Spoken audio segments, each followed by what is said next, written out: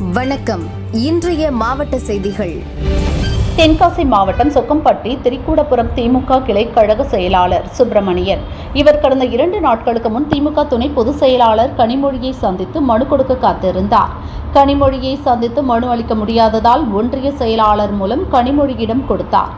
தொடர்ந்து தன்னை சந்திக்க கனிமொழி அழைப்பார் என அலுவலக வாசலில் காத்திருந்தார்.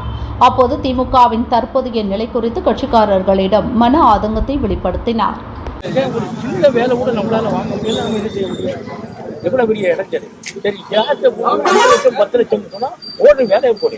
10 லட்சம் ரூபா வாங்கினா இதுதான் உண்மை. நம்ம என்ன செய்ய முடியும்? சரி, ரேஷன் கடையில 11 ஒரு கடை இருக்கு. அந்த கடையில இருக்க அரிசி பூராமே செந்தில் ஆண்டவருக்கு ஒரு அரிசிக்கு மெல்லுக்கு தான் டொக்குமெண்டிக்கு வருது. இப்போ ஒரு எரிசி இப்ப யாரையும் போட்டிருக்காங்கன்னா அவர்கிட்ட கூட சொல்லிட்டேன். நடவடிக்கை இல்லைன்னு இருக்கேன். அந்த நம்பருக்கும் பேசுறேன். எல்லாமே மாட்டேன். நம்ம எது செய்ய சொல்லுங்க? பொதுமக்களுக்கு ஆயில் இல்லைங்க, பருப்பு இல்லைங்க, அது நம்ம சொல்லிங்க. அதாவது ஓரளவு மக்களை கவனிக்க. நாளைக்கு ஓட்டுக்கு மட்டும் நாங்க பூத்துல நாங்க சண்டை வருவோம், கொடிய நட்டணும், பார்க்க போறோம். அதுல வந்து நவசாட் என்ன சொன்னார் திருமணிக்கு, நீங்க இருக்க கிளையில நீங்க வார்டுல நீங்க ஓட்டு வாங்கலன்னா உங்க செயலாளர் பதவி இழப்பும் அப்படின்னு சொல்லி நயனாரத்துல கூட்டம் கொடுத்து வச்சிருக்காரு. 2 லட்ச ரூபா கட்சிக்காரன் 2 லட்ச ரூபா கொடுத்துட்டு வேலையை கொடுக்கலாம். ரேஷன் கடை வேலைக்கு 10 லட்ச ரூபா நம்ம செய்யாத ஆளா. 10 லட்ச ரூபா கொடுத்தாங்கன்னா கடையை விட்டாதான் வேணும். சம்பளம் கிடைக்கும். செய்ய முடியும் சொல்லுங்க. 80ல இருந்து நான் அரசியல் பண்றேன். 7 லட்ச ரூபா சர்வசாம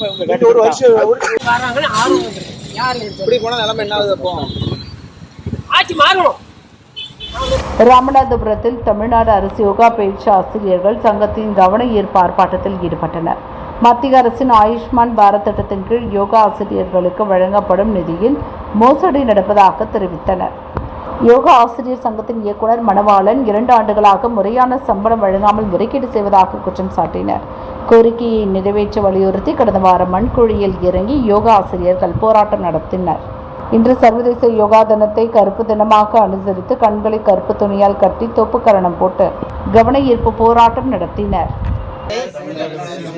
வழங்கிடு வழங்கிடு 2 வருட ஊதியத்தை வழங்கிடு வழங்கிடு நடவடிக்கை நடவடிக்கை மத்திய அரசு ஊதியத்தை கொடுக்க இயக்குநர்கள் மீது நடவடிக்கை தமிழக அரசு 2 வருட ஊதியத்தை திருச்செந்தூர் சுப்பிரமணிய சுவாமி கோயிலில் ஜூன் 2ஆம் தேதி நடைபெற்ற உண்டியல் திறப்புக்கு பின் இன்று வரை 18 நாட்களில் கிடைக்கப்பெற்ற உண்டியல் காணிக்கை எண்ணப்பட்டது. அதில் 2,59,32,524 ரூபாய், 1,5 கிலோ 15 கிராம் தங்கம், 17.96 கிலோ வெள்ளி, 58,100 கிராம் பித்தளை, 9,326 கிராம் செம்பு மற்றும் 883 வெளிநாட்டு கரன்சிகள் காணிக்கையாக கிடைத்தது. புதுச்சேரி சுற்றுலாத்துறை, பள்ளிக்கல்வித்துறை மற்றும் சுகாதாரத்துறை சார்பில் 11வது சர்வதேச யோகா தின விழா புதுச்சேரி கடற்கரையில் கொண்டாடப்பட்டது. கவர்னர் கைலாஷ்நாதன், முதல்வர் ரங்கசாமி ஆகியோர் யோகா திருவிழாவை துவக்கி வைத்தனர். நிகழ்ச்சியில் சபாநாயகர் செல்வம், அமைச்சர்கள், எம்எல்ஏக்கள் மற்றும் அரசு உயர் அதிகாரிகள் கலந்து கொண்டனர்.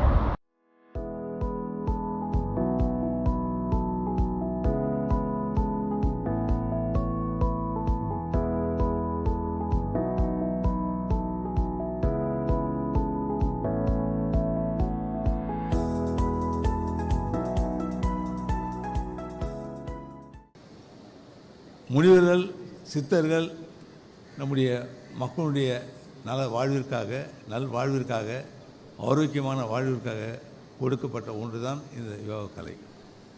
மனம் அமைதியோடு இருந்தால் உடல் ஆரோக்கியமாக இருக்க முடியும். அந்த உடல் ஆரோக்கியமாக இருப்பதற்கு நம்முடைய மனதை ஒருங்கிணைத்து செயல்படுத்துகிற நிலையில் இந்த யோகா கலை அமைந்திருக்கிறது.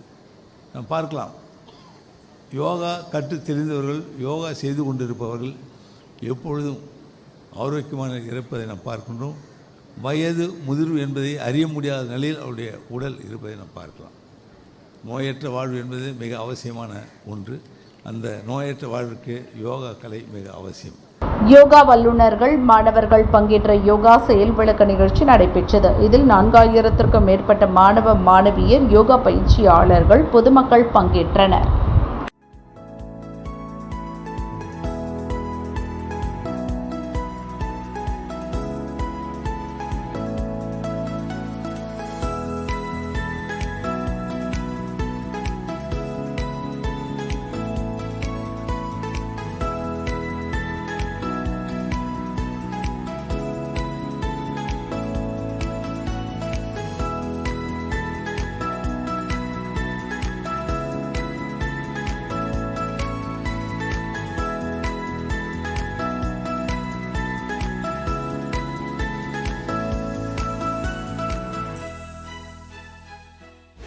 புதுச்சேரி பாஜக நியமன எம்எல்ஏ வெங்கடேசன். இவரது வீடு முத்துமாரியம்மன் கோயில் வீதியில் உள்ளது.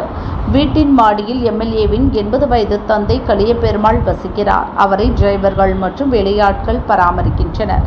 இன்று காலை மாடியில் உள்ள பீரோ திறந்து கிடப்பதாக எம்எல்ஏவிடம் கார் டிரைவர் கூறினார். அங்கு சென்று பார்க்கையில் கலியபெருமாள் வெளியில் செல்லும் போது அணியும் 15 பவுண்ட் சங்கிலி திருடு போனது தெரிய வந்தது. வீட்டு வேலையாட்களிடம் போலீசார் விசாரணை நடத்தினர். கோவை மாவட்டம் அன்னூர் அருகே ஒட்டர்பாளையம் கிராமத்தை சேர்ந்தவர் அமுல் கந்தசாமி, வயது 60. இவர் 2021ஆம் ஆண்டு சட்டசபை தேர்தலில் அதிமுக சார்பில் வால்பாறை தொகுதியில் போட்டியிட்டு வெற்றி பெற்று எம்எல்ஏ ஆனார். உடல்நலக் குறைவால் கோவை ராமகிருஷ்ணா மருத்துவமனையில் 2 மாதம் சிகிச்சை பெற்று வந்தார். இன்று காலை அதிமுக பொதுச் செயலாளர் பழனிசாமி நேரில் சென்று நலம் விசாரித்தார். இந்நிலையில் சிகிச்சை பலனின்றி அமுல் கந்தசாமி இன்று மதியம் உயிரிழந்தார். இவரது மனைவி கலைச்செல்வி. இவர் முன்னாள் கூட்டுறவு சங்க இயக்குனர். 17 வயது மகள் சுபநிதி கோவை கல்லூரியில் பிஎஸ்சி படிக்கிறார்.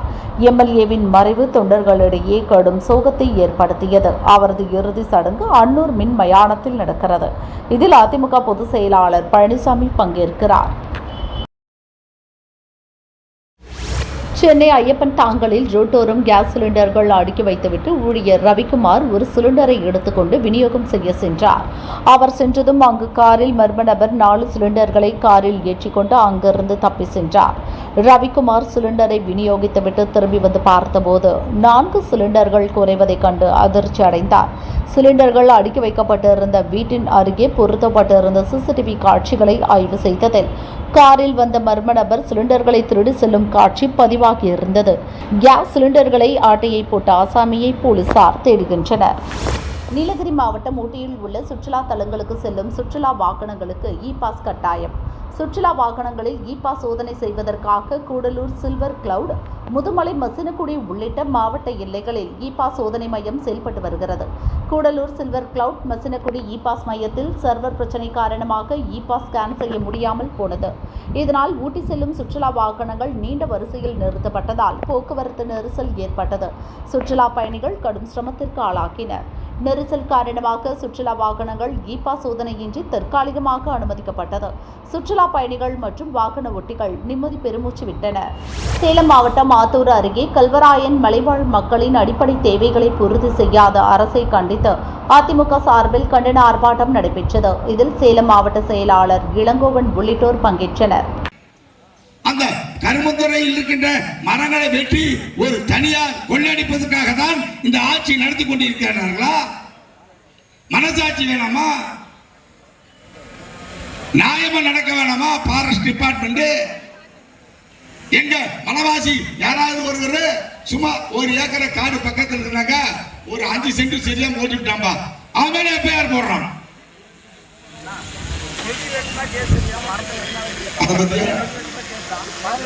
அழகா சொல்றோம். மலைவாசி செடி வெட்டினா கேஸ், மரத்தை வெட்டினா கேஸ் அங்க இருக்காங்க டிஎஃப்ஓ. காரணம் என்னக்கா, கமிஷன் ஒரு மரத்துக்கு இவ்வளவு வாங்குறான்.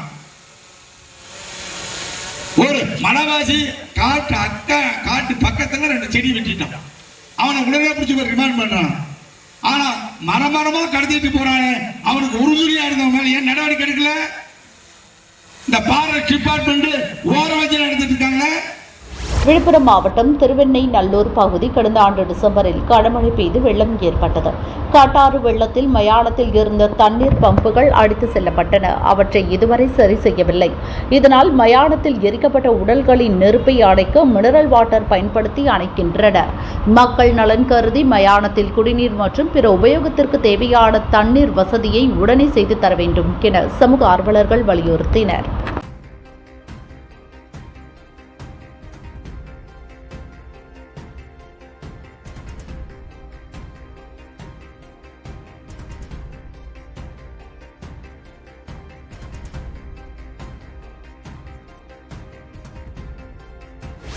நாளைய தினம் நாங்கள் எல்லோரும் முருக பக்தர்கள் மாநாட்டில் கலந்து கொள்கிறோம். நான் முருக பக்தை, நமிதா முருக பக்தை, இவர்கள் எல்லோரும் முருக பக்தர்கள். அதனால நாங்கள் கலந்து கொள்கிறோம். ஆனால் முருக பக்தர்கள் கலந்து கொள்வதை பார்த்து தமிழக அரசிற்கு பயம் வந்திருக்கிறது, பதற்றம் வந்திருக்கிறது. எதிர்த்து மனித சங்கிலி நடத்துறாரு ஒரு கட்சிக்காரர், அறிக்கை விடுகிறார்கள் என்னோட கூட்டணி கட்சியை சார்ந்தவர்கள். மதங்களை வைத்து பிரிக்க முடியாது அப்படின்னு பயந்து கொண்டிருக்கிறார்கள். இன்னைக்கே நீங்க பாத்தீங்கன்னா அந்த முருக பக்த மாநாட்டு பந்தல் நிரம்பி வழிகிறது. இனிமேல் இந்துக்களை பாராபட்சமாக தமிழக முதலமைச்சர் நடத்த முடியாது. ஏன் இதை சொல்கிறேன் என்றால் 3000 குடம் சீக்கிரம் வாங்க பார்த்தீங்களா 3000 குடமுழுக்கு நடத்தப்பட்டிருக்கிறது.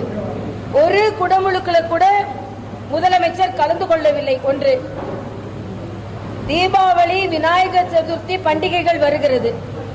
ஒரு பண்டிகைக்கு கூட முதலமைச்சர் வாழ்த்து தெரிவிக்கவில்லை. இது இன்னொன்று. மத சடங்குகளில் மத அடையாளங்களை வைத்தால் திருமாவளவன் போன்றவர்கள் அதை கோயிலுக்கு போற மாதிரி போயிட்டு அந்த மத சின்னம் இருந்தால் நீங்க இந்துக்கள் தானே, அதை வைத்துக் கொள்வதில் உங்களுக்கு என்ன அவ்வளவு வெட்கம்? ஆக அதை அழித்து விட்டு தான் நீங்க போஸ் கொடுக்கணும் அப்படின்னு ஒரு சூழ்நிலையில் நீங்கள் இருக்கிறீர்கள். இதை மக்கள் பார்த்து கொண்டுதான் இருக்கிறார்கள். அதனால் இனிமேலும் இந்துக்களை பாகுபாடாகவும் மிகவும் வேறுபடுத்தியும் பார்க்க முடியாது. இந்த முருகன் மாநாடு அரசியல் மாநாடு அல்ல, அரசியல் பேச போவதும் அல்ல. ஆனால் தமிழகத்தில் அரசியல் மாற்றத்தை